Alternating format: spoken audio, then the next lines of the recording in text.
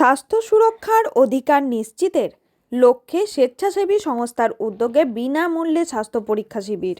আন্তর্জাতিক human rights day উপলক্ষে সরকারি বেসরকারিভাবে নানান অনুষ্ঠানের মাধ্যমে দিনটি পালিত হয়।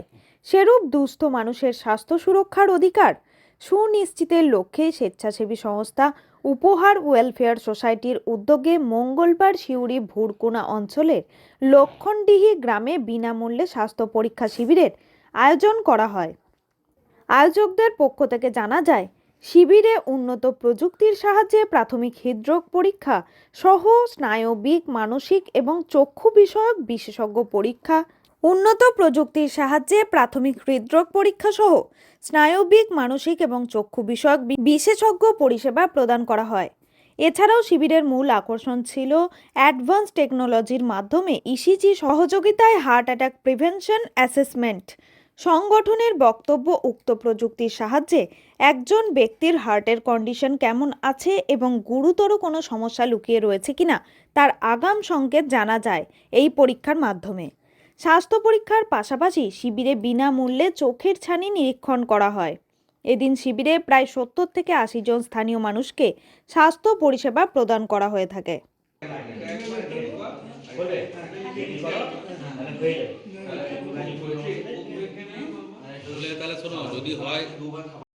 কাউন্সিলিং দরকার আছে যত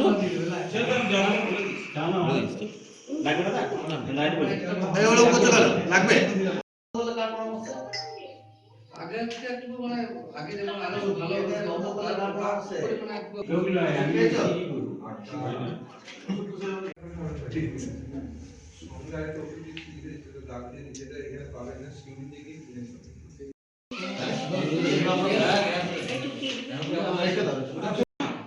এবার কি হচ্ছে, পাওয়ারের সমস্যা আছে, বুঝছো?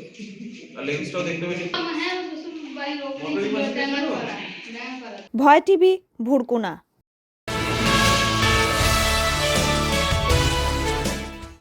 বাংলাদেশে 6 মাস আটক থাকার পর দেশে ফিরছেন বীরভূমের সোনালী খাতুন। বাংলাদেশে 6 মাস ধরে আটক থাকার পর অবশেষে দেশে ফিরছেন বীরভূমের পাইকর এলাকার বাসিন্দা সোনালী খাতুন। অভিযোগ, বাংলা ভাষায় কথা বলার জন্যই তাকে বাংলাদেশি বলে সন্দেহ করা হয় এবং জোর করে পুশব্যাক করা হয়েছিল। সে সময় তিনি অন্তঃসত্ত্বা ছিলেন, তাই আটকের সময়টি তার জন্য আরও কঠিন হয়ে ওঠে। বর্ডার গার্ড বাংলাদেশ সোনালী খাতুন এবং তার নাবালক ছেলেকে বিএসএফের হাতে তুলে দেয়। দেশে ফেরার পরই তার শারীরিক অবস্থার অবনতি হওয়ায় তাকে মালদা মেডিকেল কলেজে ট্রমা কেয়ার ইউনিটে ভর্তি করা হয়। সেখানে প্রাথমিক চিকিৎসার পর অ্যাম্বুলেন্সে করে তাকে বীরভূমের পাইকর এলাকায় আনা হয়। প্রায় 6 মাসের লড়াইয়ের পর শেষমেশ নিজের দেশে ফিরে নিরাপদ আশ্রয়ে ফিরে এসেছেন সোনালী খাতুন। আজ রামপুরহাট মেডিকেল কলেজ ও হাসপাতালে সোনালী খাতুনের সঙ্গে দেখা করতে যান বীরভূম জেলার সভাধিপতি কাজল শেখ সহ অন্যান্য তৃণমূলের নেতৃবৃন্দ। কাজল শেখ তার সুস্থতা কামনা করেন এবং শহীদ সাজু মেমোরিয়াল ওয়েলফেয়ার সোসাইটির পক্ষ হতে তাকে আর্থিক অনুদান প্রদান করা হয়। আবার সেই মানবিক মুখ দেখা গেল কাজল শেখকে।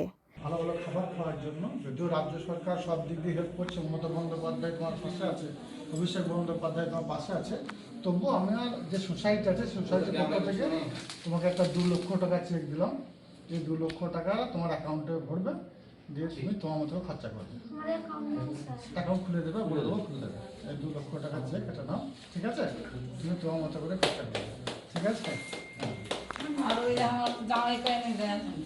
ওটা আমার দিদি করছে, এগুলো মাথায় দিদি অভিষেক বন্দ্যোপাধ্যায় আমাদের সর্বোচ্চ নেত্রী, উনি চেষ্টা করছেন জামাই যত সম্ভব আসবে, ঠিক আছে?